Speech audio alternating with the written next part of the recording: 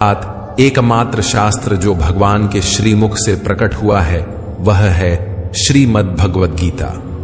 जब महाभारत के महासंग्राम में अर्जुन संशय और मोह से ग्रस्त होकर अपने कर्तव्य से विमुख होने लगा, तब भगवान श्री कृष्ण ने उसे जो दिव्य उपदेश दिया वही गीता है, जो संपूर्ण मानवता के लिए मार्गदर्शक बन गई। इस सृष्टि में यदि कोई एक पूजनीय देव हैं तो वे हैं भगवान श्री कृष्ण।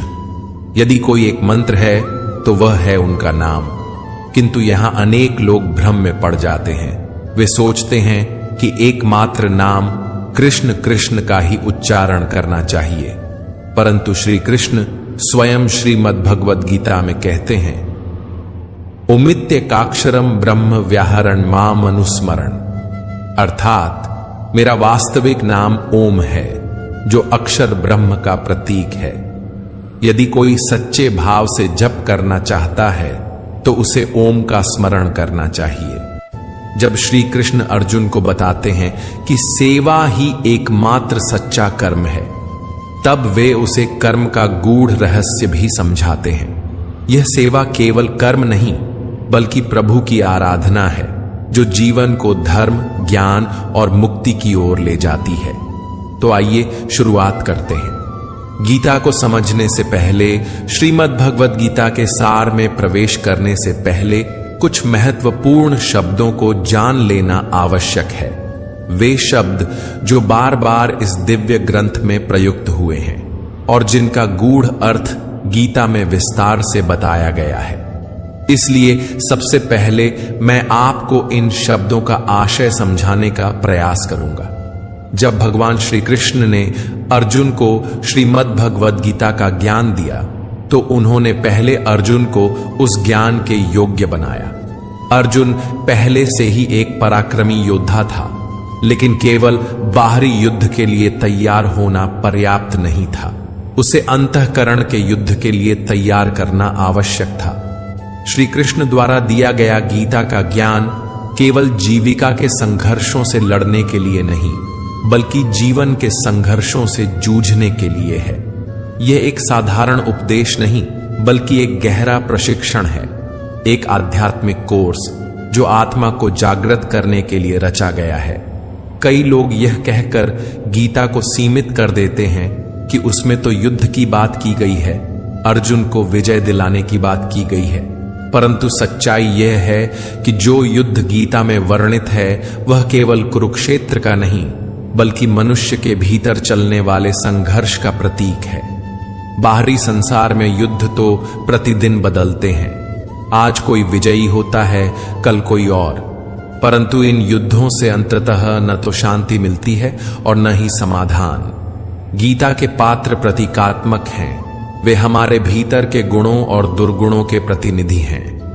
इन प्रतीकों को समझना ही गीता को समझने की दिशा में पहला कदम है। भगवान श्री कृष्ण स्वयं कहते हैं, इदम शरीरम कौन्तेय क्षेत्रमित्यभिधीयते, अर्थात हे अर्जुन, यह शरीर ही वह क्षेत्र है जहां वास्तविक युद्ध होता है। इस क्षेत्र में जो कुछ भी बोया जाता है, चाहे वह शुभ हो या अशुभ, वही आगे चलकर फल देता है।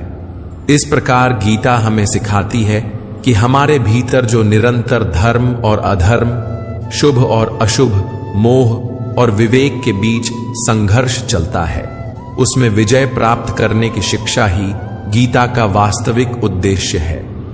श्रीमद् भगवद गीता केवल युद्ध का ग्रंथ नहीं, बल्कि आत्म विजय का मार्गदर्शन है। जब आपको सद्गुरु का सान्निध्य प्राप्त होता है, जब आप साधना को सही मार्ग पर आरंभ करते हैं, जब आपके भीतर से पाप धीरे धीरे पीछे छूटने लगते हैं, तो आपका यही शरीर धर्म क्षेत्र बन जाता है। लेकिन यदि आप काम, क्रोध, लोभ और मोह जैसे विकारों के वशीभूत होकर जीवन जीते हैं, तो यही शरीर एक कुरुक्षेत्र में बदल जाता है, जहां भीतर ही भीतर निरंतर संघर्ष चलता रहता है। गुरु का अर्थ केवल एक व्यक्ति नहीं, बल्कि एक प्रेरणा है, एक आदेश है जो कहता है करो। यह एक प्रेरणास्पद पुकार है, क्योंकि हमारा चंचल मन और शरीर हर समय किसी न किसी क्रिया में लगा रहता है। जब हम कुछ भी नहीं कर रहे होते तब भी हमारा मन सपने देखता रहता है, विचार करता है, कहीं न कहीं संलग्न रहता है।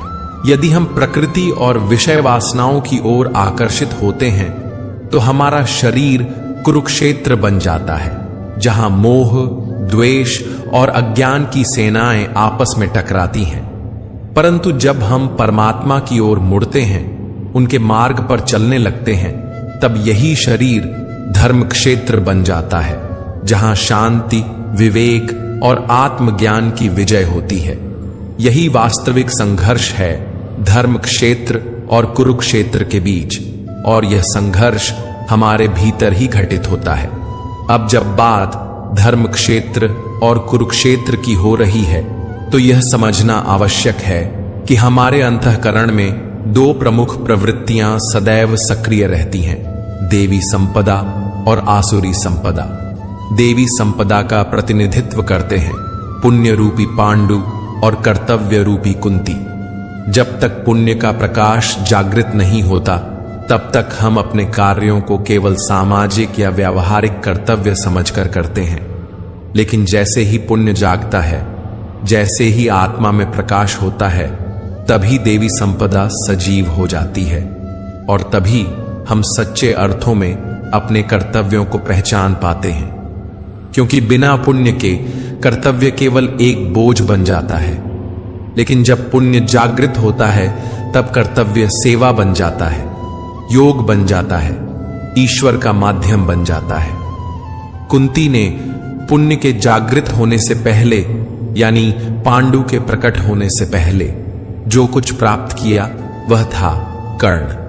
कर्ण कोई साधारण पात्र नहीं है, वह हमारे भीतर जमी बंधनकारी रूढ़ियों का प्रतीक है। वे रूढ़ियां जो हमें बचपन से संस्कारों, मान्यताओं और सामाजिक मर्यादाओं के रूप में सिखा दी जाती है।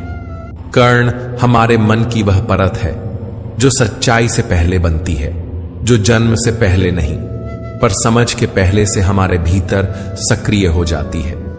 यही कर्ण जब हमारे जीवन पर हावी रहता है तब हम समाज और परंपराओं के अनुसार निर्णय लेते हैं, आत्मा की पुकार को दबाकर। परंतु जिस दिन पुण्य जागृत होता है उसी दिन देवी संपदा भी प्रकट हो जाती है, और जब यह संपदा जागृत होती है तो हमारे अंतःकरण में धर्म रूपी युधिष्ठिर का जन्म होता है, अनुराग रूपी अर्जुन उत्पन्न होता है। वह अर्जुन जो भगवान की ओर आकर्षित होता है, जिसने यह निर्णय ले लिया है कि उसे ईश्वर को पाना है, उस दिव्य ज्ञान को समझना है। और जब इस अनुराग का अंकुर आपके भीतर फूट पड़ता है तभी आप भगवद गीता को समझने योग्य बनते हैं। फिर आपके भीतर भाव रूपी भीम जागृत होता है, वह प्रबल भावना जो धर्म के लिए हर चुनौती से टकराने को तैयार रहती है। नियम रूपी नकुल आपके जीवन में व्यवस्था लाता है, अनुशासन की भावना लाता है। सत्संग रूपी सहदेव आपको सत्संग की ओर, ज्ञान की ओर, साधुजनों की ओर ले जाता है, और साथ ही सात्विकता रूपी सात्विकी भी आपके स्वभाव में समा जाती है, जो आपके जीवन को निर्मल बनाती है। यही सात्विक प्रवृत्तियां जब एक साथ जागृत होती हैं तो आपका मन कर्तव्य के द्वारा भाव पर विजय की ओर अग्रसर होता है, और यही कुंती भोज कहलाता है, जहां कर्म और भावना का संतुलन होता है। इन सातों प्रवृत्तियों को